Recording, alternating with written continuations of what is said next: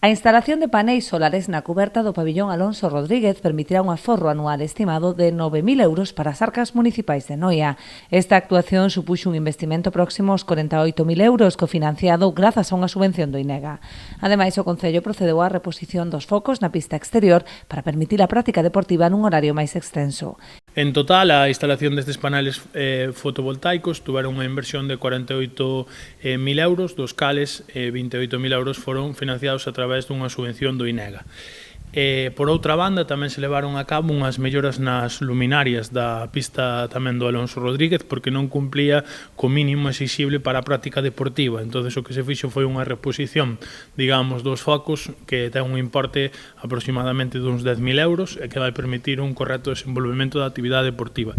En total, pois inverteuse no Alonso en canto a eficiencia enerxética e a mellora da iluminación uns 60.000 euros que van a repercutir nunha mellora na práctica deportiva. En paralelo, o Concello realizou tamén unha reforma na zona de vestiarios que se atopaban en moi mal estado. Ademais disto, tamén se levou a cabo unha reforma nos vestiarios, porque estaban nun estado un pouco lamentable, e, bueno, pois sustituíronse, digamos, que o falso teito, tamén se deu, pois, digamos, unhas obras de mantemento desta instalación.